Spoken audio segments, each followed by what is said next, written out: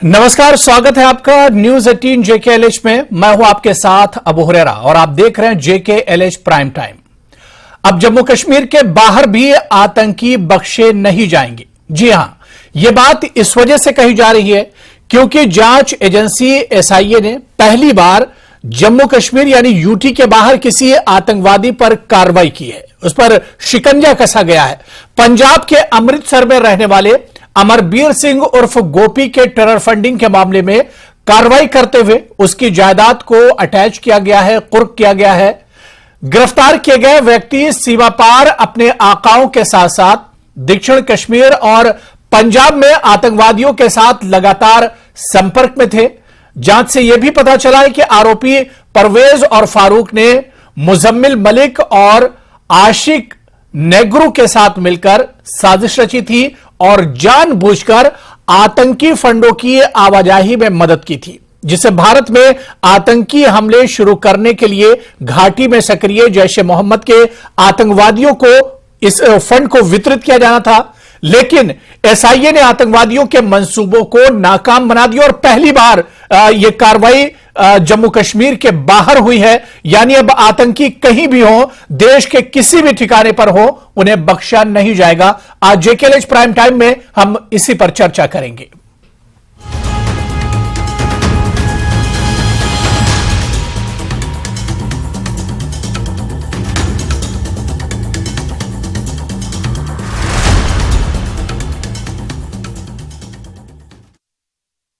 तो देश के दुश्मन अब बख्शे नहीं जाएंगे, वो कहीं पर भी हों उन्हें बेनकाब किया जाएगा और उनकी गिरफ्त होगी। और इसी पर चर्चा करने के लिए बहुत खास मेहमान मेरे साथ जुड़े हुए हैं। बहुत जल्दी अपने मेहमानों का आपसे परिचय करा देता हूं। मेरे साथ डॉक्टर SP वैद साहब हैं जो कि फॉर्मर DGP हैं। तेजेंद्र सिंह सोढ़ी जी हैं, सीनियर एडिटर हैं न्यूज 18 JKLH से। अभिनव शर्मा है जो कि स्पोक्सपर्सन है JK जम्मू कश्मीर BJP से। और कुछ देर में हमारे साथ जावेद बेग सोशल एक्टिविस्ट हैं, वो भी इस चर्चा में हमारे साथ जुड़ेंगे। सभी मेहमानों का बहुत स्वागत है JKLH प्राइम टाइम में। मैं सबसे पहले डॉक्टर SP वैद साहब आपसे ही शुरुआत करना चाहूंगा। सिक्योरिटी से जुड़ा हुआ बड़ा ये सर इशू है और पहली बार हमने देखा है कि जम्मू कश्मीर के बाहर और यूटी के बाहर SIA ने कोई इस तरह की कार्रवाई की है। अमृतसर पाकिस्तान से तार जुड़े हुए थे पंजाब और कश्मीर में, जिसे जम्मू कश्मीर के बाहर सर कार्रवाई की गई, पहली बार इस तरह से हुआ है। जी अबू जी बिल्कुल सही है। ये पहली बार है कि SIA ने स्टेट के बाहर रेड मार के अरेस्ट किया है। और ऐसा है कि जो CRPC है वो भारत की पुलिस को ये अथॉरिटी देती है कि वो कहीं भी सर्च कर सकते हैं, अरेस्ट कर सकते हैं with A proper procedure, proper warrant लेकर, प्रॉपर कोर्ट का वहां एंडोर्समेंट करके और लोकल पुलिस को कॉन्फिडेंस में लेके जिस भी स्टेट में जाना हो। आपने आए दिन देखा होगा प्रॉब्लम होती है जहां आप लोकल एरिया के पुलिस और मजिस्ट्रेट को कॉन्फिडेंस में नहीं लेते हैं। तो इसलिए प्रॉपर प्रोसीजर CRPC का ये है कि आपको अगर कोई वांटेड है अमृतसर में तो आप यहां से उसके खिलाफ वारंट ले, जो इस केस में भी हुआ। और वहां जाकर लोग वहां पंजाब पुलिस की मदद ली, उसको अरेस्ट किया और अगर उसको फिर लाना है तो रिमांड के लिए भी आप वहां के मजिस्ट्रेट से एंडोर्स कर, वो प्रॉपर प्रोसीजर है। जहां पर ये ऐसा प्रोसीजर नहीं फॉलो किया जाता वहां दिक्कतें आती हैं। और आप जैसे जानते हैं कि टेरर जितना भी एक इंडस्ट्री जिसको टेरर इंडस्ट्री में कहूंगा जो पाकिस्तान यहां चलाता है, उसमें जो चलाने वाले हैं वो आपको मालूम है इसको फाइनेंस करते हैं। बिना फाइनेंस के कोई भी एक्टिविटी आज के जमाने में नहीं होती है।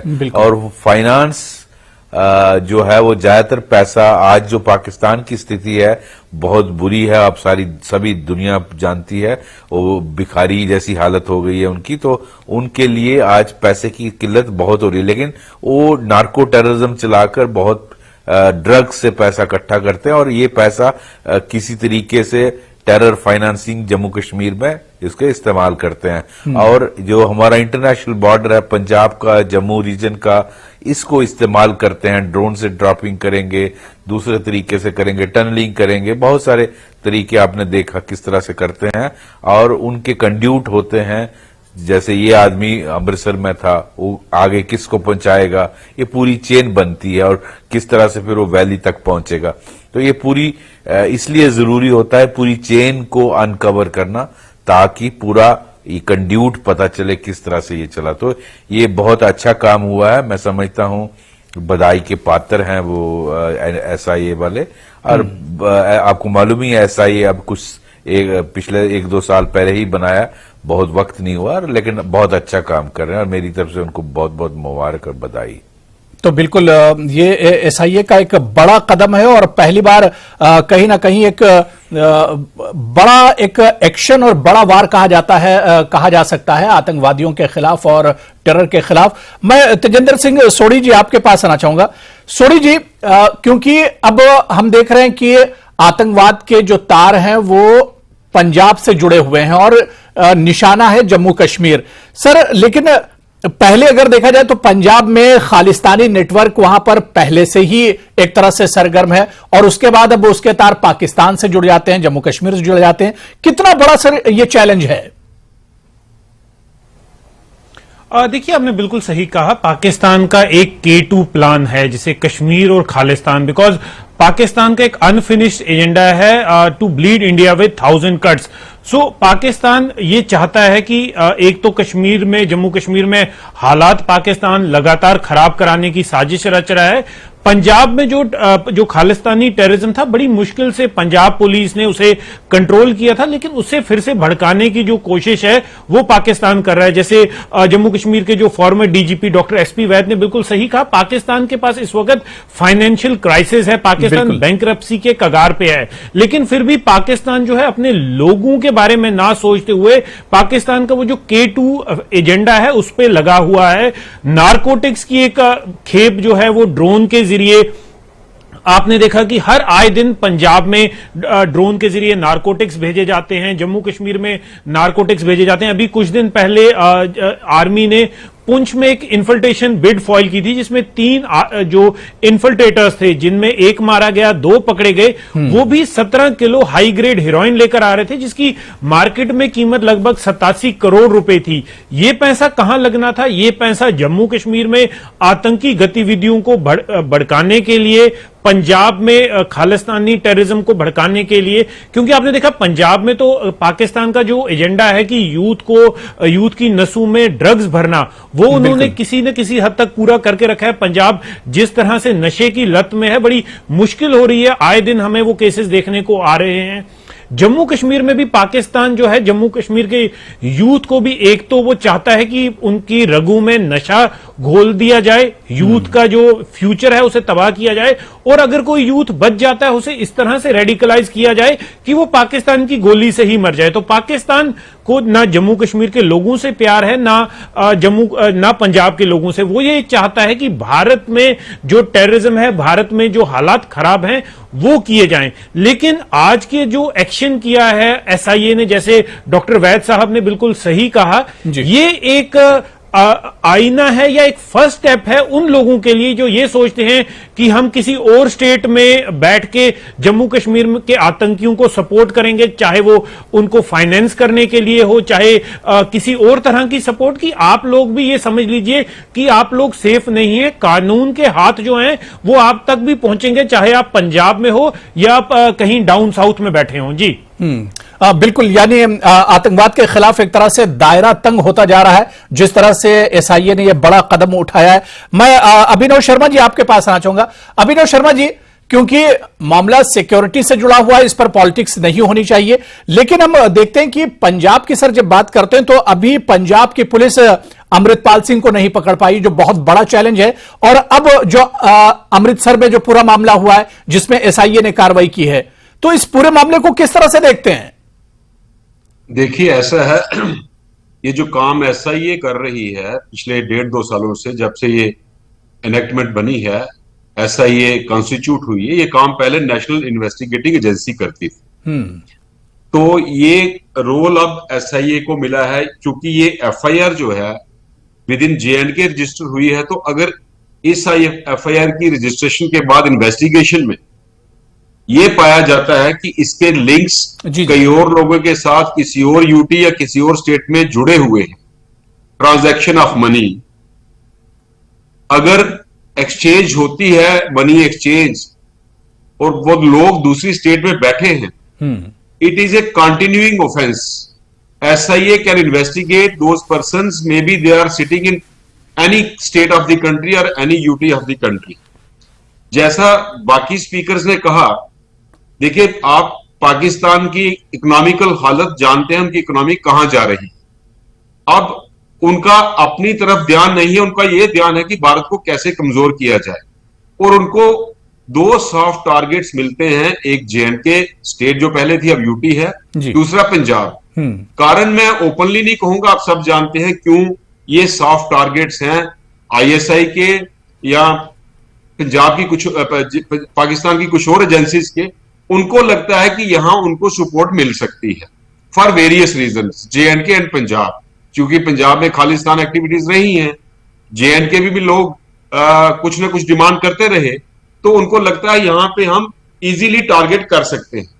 और देखिए आप पिछले 5 से 10 सालों से टेररिस्ट ऑर्गेनाइजेशंस जो पाकिस्तान की हैं, कोई भी उनको नॉमेनक्लेचर आप दें, वो नॉमेनक्लेचर बदलते रहते हैं with the passage of time. वो आज की तारीख में पिछले 5 से 10 सालों से ना वो इंडियन आर्मी के साथ वो फाइट कर सकते हैं, ना BSF के साथ, ना CRPF के साथ, मैं तो यहां तक कहूंगा इवन जेएंडके पुलिस के साथ भी उनकी अब लड़ने की हिम्मत नहीं है, छुपे हुए हैं सारे। और टेररिस्ट की जो एक एवरेज एज थी आज से 8-10 साल पहले, जो 10-12 साल थी एक टेररिस्ट की एवरेज एज इन टेररिज्म, जो घट के 1 साल भी नहीं रही है। अब वो सॉफ्ट टारगेट्स क्या ढूंढ रहे हैं कि NDPS नारकोटिक्स को किसी तरह से भारत में भेजा जाए, जेएंडके में पंजाब के थ्रू, पंजाब में जेएंडके के थ्रू। तो ये एक UAPA एक्ट आपने अच्छी तरह पढ़ा है, ये सारे ऑफेंसेस उसमें भी कवर होते हैं। तो इसलिए SIA ने ये जो रोल NIA पहले करती थी, अब इनकी ज्यूरिसडिक्शन जो है इन व्यू ऑफ कंटिन्यूइंग ऑफेंस, अब कोई भी टेरर फंडिंग में इन्वॉल्व होगा, किसी भी स्टेट में होगा, SIA की ज्यूरिसडिक्शन उस पर अप्लाई होती है। तो ये एक पहला केस है, यहां पे ये रेड्स हुई हैं। तो ये एक सिक्योरिटी से रिलेटेड एक कानून जो बना है, सिक्योरिटी को, देश की सिक्योरिटी को एम्पावर करने के लिए, तो इससे ये साफ जाहिर होता है कि अब उन लोगों की सोच जो ये सोचते हैं कि हम दूसरी स्टेट में रहेंगे, NDPS में इंडल्ज करेंगे, तो ये एक्ट जो है, ये अथॉरिटी जो है, इनकी ज्यूरिसडिक्शन के ऊपर अप्लाई कर। दूसरी बात आपने जो अमृतपाल सिंह की, देखिए ऐसा है जी, आपने कहा कि वो पकड़े नहीं जा रहे। पिछले दिनों आपने देखा कि पंजाब पुलिस ने कुछ CCTV फुटेजेस जो हैं अमृतपाल की कई जगहों पे देखी कि अमृतपाल सिंह वहां पे गए। अब मैं ऑथोराइज नहीं हूं इस पे कमेंट करने के लिए कि पंजाब पुलिस का क्या रोल है, लेकिन कहीं ना कहीं डाउट जो है वो क्रिएट हो रहा है पंजाब पुलिस की रोल इसमें क्या है। ये मैं नहीं कह रहा हूं, ये कई मीडिया चैनल्स ने कहा। तो इसलिए अमृतपाल सिंह की जो अरेस्ट है, नहीं, मेरा सवाल यही था कि अब तो चैलेंज एक तरह से बढ़ गया। एक तरफ अमृतपाल सिंह देश विरोधी और दूसरी तरफ अब पाकिस्तान की जो गतिविधियां वहां पर बढ़ती जा रही हैं। सिचुएशन है, इस पे इंटेलिजेंस एजेंसीज अपना काम कर रही हैं, वो ज्यादा एक्सपर्ट हैं अपना ओपिनियन देने में, हमसे ज्यादा चिंतित वो हैं, ज्यादा एक्सपर्ट वो हैं। इसलिए मैंने कहा आपको कि इस चीज पे भी नजर रखी जा रही है कि अमृतपाल सिंह की अरेस्ट में इतनी डिले होना, इतनी डिले क्यों ब्रुक हो रही है, इस पे भी इंटेलिजेंस एजेंसीज ने अपनी नजर रखी हुई है। जैसे मैंने आपको कहा, कई चैनल्स ने बताया कि अगर CCTV फुटेज में अमृतपाल सिंह की प्रेजेंस लुधियाना या कहीं और देखी गई है, तो मुझे नहीं लगता कि अनलेस कोई ना कोई किसी ना किसी कॉर्नर से उसको सपोर्ट मिल रही है, तभी उसकी अरेस्ट में इतनी डिले हो रही। चलिए ठीक है, अब SIA का जो कदम है इस पर और हम बातचीत करेंगे। तमाम मेहमान मेरे साथ जुड़े हुए, बहुत छोटा सा ब्रेक लेना है, ब्रेक के बाद लौट कर आते हैं।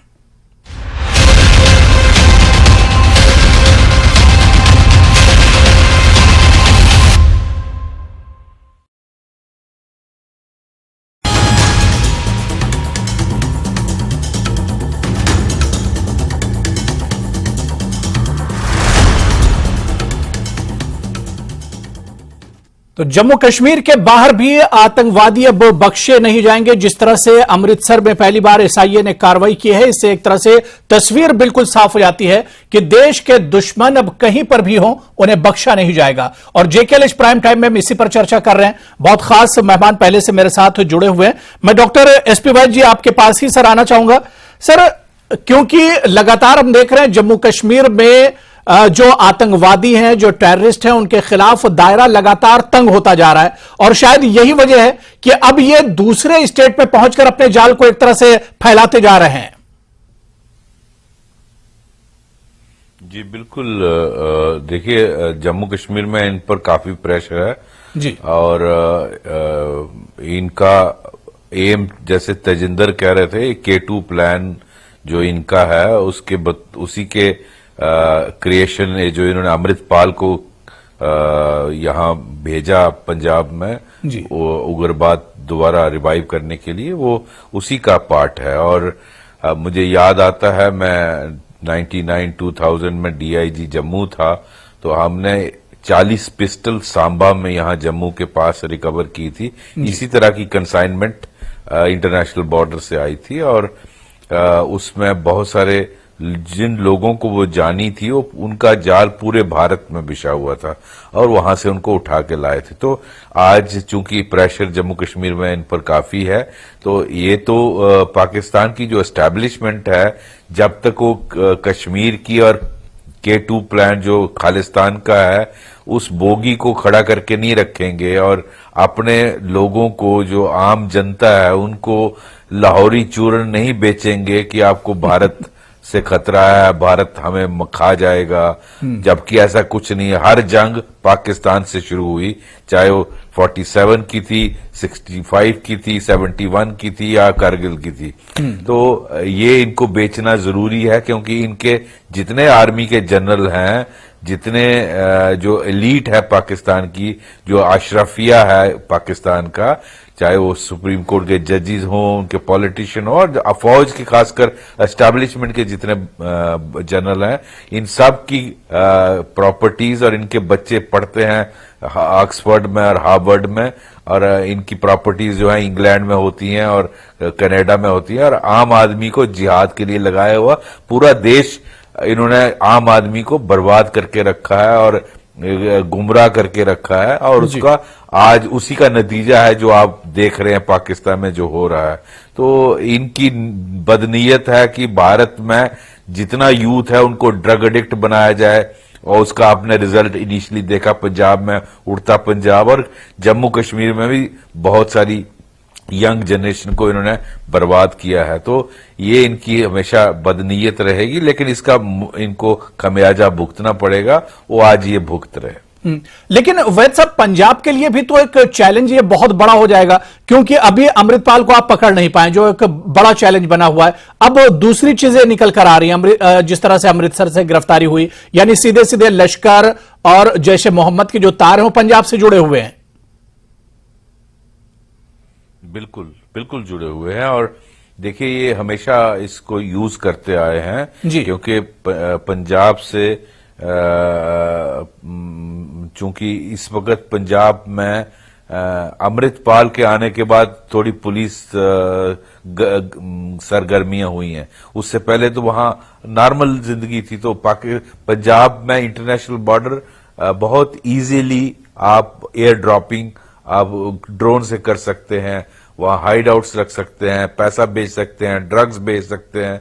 पहले मुझे याद है 20-25 साल पहले कश्मीर में फेक करेंसी बहुत बंप की जाती थी भारत की इकोनॉमी को खत्म करें, लेकिन वो जो प्रेजेंट सरकार है मोदी जी की, उन्होंने वो डिमोनेटाइजेशन करके वो खत्म कर दिया। तो पंजाब में इनका जितने भी इनके स्लीपर सेल्स हैं उनका लश्कर से, जैश से बिल्कुल कांटेक्ट है और वो सारा काम करते हैं। इवन आपने देखा जो अतीक अहमद का इंटरोगेशन वहां की पुलिस ने, यूपी ने किया, उसने खुद एडमिट किया है कि मैं लश्कर के थ्रू आईएसआई के साथ कांटेक्ट था। तो ये आईएसआई जो है वो उसका धंधा ही यही है कि भारत में, क्योंकि वहां की पाकिस्तान की फौज भारत की फौज से लड़ नहीं सकती, उनको और कोई नहीं, बस यही प्रोपेगेंडे से ही कर सकते हैं। जी जी, यहाँ बिल्कुल। मैं तेजेंद्र सिंह सोढ़ी जी आपके पास आना चाहूंगा। सर, जिस तरह से एसआईए ने ये कार्रवाई सोढ़ी जी की है, तो क्या इसे एक बड़ा पॉलिसी चेंज भी कहा जाए? क्योंकि आतंकवादी और टेररिस्ट जिस तरह से लगातार अपनी पॉलिसी बदलते जा रहे हैं, तो इसी तरह से एसआईए और जो सिक्योरिटी एजेंसियां हैं वो भी अपनी पॉलिसी एक तरह से बदल रही हैं। देखिए, ये जो गेम है, इसको आप गेम की तरह देखिए कि अगर एक जो टेररिस्ट हैं वो अपनी कोई स्ट्रेटेजी इवॉल्व करते हैं, तो जो सुरक्षा बल हैं उनको अपनी स्ट्रेटेजी को एक उसको काउंटर करने के लिए और ज्यादा चाक और चौबंद करना पड़ता है। अगर आप देखें, कुछ साल पहले जिस तरह से टेररिज्म को डील किया जाता था, इस तरह के केसेस को डील किया जाता था, आज की डेट में वो सिचुएशन एंटायरली डिफरेंट है। आने वाले समय में हो सकता है कि और नई स्ट्रेटेजी अपनाई जाए, बट एक सबसे बड़ी बात यह है कि एक मैसेज है, ये उन लोगों के लिए मैसेज दिया जा रहा है कि आप चाहे कहीं भी चले जाएं, आप अगर देशद्रोही गतिविधियों में शामिल हैं तो जम्मू कश्मीर पुलिस ये आपको कहीं पर भी जाके, कहीं पर भी आप चाहे डाउन साउथ में हो, जैसे मैंने पहले कहा अमृतसर में हो, कहीं पर भी हो, आप पे कार्रवाई की जाएगी। और ये एक फर्स्ट ऑफ इट्स काइंड एक बहुत बड़ा स्टेप है कि आपने पंजाब में जाके, हालांकि आपने प्रोटोकॉल सारे फॉलो किए, आपने पंजाब पुलिस से भी बात की, जम्मू कश्मीर पुलिस ने पंजाब पुलिस को कॉन्फिडेंस में लेकर उनकी सहमति से ये जो प्रॉपर्टी थी उसे सील किया है, उसे अटैच किया है। लेकिन मैसेजिंग बहुत इंपॉर्टेंट है कि आप चाहे पंजाब में हो, चाहे आप किसी भी स्टेट में हो, अगर आप देशद्रोही, देश विरोधी गतिविधियों में शामिल होंगे तो आप पे एक्शन लिया जाएगा। और इस तरह की जो स्ट्रेटेजीज हैं, काउंटर स्ट्रेटेजीज हैं, ये इवॉल्व होती रही हैं और आगे भी होती रहेंगी। जी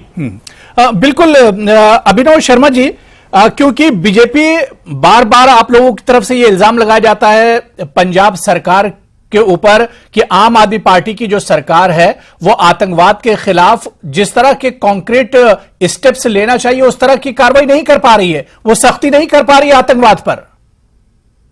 देखिए, ऐसा है, ये सिर्फ पंजाब की बात नहीं है, मैं पूरे देश की बात करता हूं जी। ये डिपेंड करता है at the helm of affair कौन बैठा है। आप देखिए, जब से भारतीय जनता पार्टी की सरकार सेंटर में आई है, या जब से एलजी एडमिनिस्ट्रेशन या उससे पहले गवर्नर रूल जम्मू कश्मीर में था, और जब से यूपी में सरकार भाजपा की आई है, आपको फर्क सामने दिख रहा है। ये अप्रोच और विल पावर पे डिपेंड करता है। तब की सरकारें सॉफ्ट थी towards policy making, towards terrorist activities. नहीं, लेकिन ये मुद्दा तो देश से जुड़ा हुआ है ना, इसमें तो सेंटर को भी इंटरफेयर करना चाहिए। वही तो मैं कह रहा हूं ना, वही मैं कह रहा हूं। आप देखिए, यूपी में आज से 4-5 साल पहले क्या पोजीशन थी, अब यूपी में क्या पोजीशन है। आपके सामने तथ्य सामने आ रहे हैं, प्रूफ सामने आ रहे हैं। अतीक अहमद किस पॉलिटिकल पार्टी से थे। आज मैं एक वीडियो देख रहा था, उनके ऑफिस से जिसको डिमोलिश किया गया उसके पीछे उन्होंने और भी रूम्स बनाए थे, उसमें भी काम चलता था, उसमें इलेक्शन रिलेटेड मटेरियल निकला। अब तो यहां तक बात चल रही है कि क्या वो जो बार बार चुन के आते थे इंडिपेंडेंट भी या किसी और पार्टी के मैंडेट पे, उसमें इलेक्शन में भी गड़बड़ी होती थी, इस पे भी अब इन्वेस्टिगेशन होगी। मुझे बताइए, पहले यूपी में इनको क्यों इतना संरक्षण मिलता था? अब मुझे एक और चीज बताइए आप, जम्मू कश्मीर में स्टोन पेल्टर्स कहां गए? जम्मू कश्मीर में हुर्रियत जो अपना कैलेंडर इशू करती थी वो कहां गया? तो मैं यही कह रहा हूं कि जब से पॉलिसी में चेंज आई है जी, अप्रोच में चेंज आई है, विल पावर में चेंज आई है, जब से सरकार बदली है, जब सेंटर में भाजपा की सरकार आई है, यूपी में भाजपा की सरकार है, यहां पे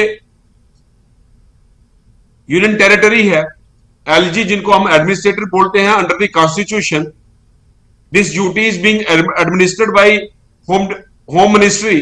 तो आप बताइए कि सीधे सीधे अब ये एक अपरेंट चेंज जो आई है towards the target, toward the directions towards the militant organisations और टेररिस्ट ऑर्गेनाइजेशंस। पहले सिक्योरिटी एजेंसीज को फ्री हैंड नहीं मिलता था जी, बीएसएफ को फ्री हैंड नहीं मिलता था, सीआरपीएफ को फ्री हैंड नहीं मिलता था, जेएंडके पुलिस को फ्री हैंड नहीं मिलता था। अब इंस्ट्रक्शंस हैं कि आप अपना काम करिए, जो कानून आपको इजाजत देता है उसके मुताबिक काम करिए। एनआईए है, एसआईए है, जम्मू कश्मीर पुलिस है, इनके हौसले बुलंद हुए हैं। नहीं, बिल्कुल जिस तरह से तमाम पैनलिस्ट ने कहा कि एसआईए का ये कदम ये बताता है, ये एक तरह से मैसेज है टेररिस्ट और आतंकवादियों के लिए कि कहीं पर भी अगर देश के खिलाफ कोई कदम उठाया जाता है तो उन्हें बख्शा नहीं जाएगा। बहुत अच्छी बातचीत हुई। अब समय की मेरे पास अनुभव जी, अभिनव जी मेरे पास कमी है। बहुत बहुत शुक्रिया अभिनव शर्मा जी मेरे साथ इस इश्यू पर जुड़ने के लिए। तेजिंदर सिंह सोढ़ी जी और डॉक्टर एसपी वैद साहब, सभी का बहुत बहुत शुक्रिया JKLH प्राइम टाइम में। नमस्कार।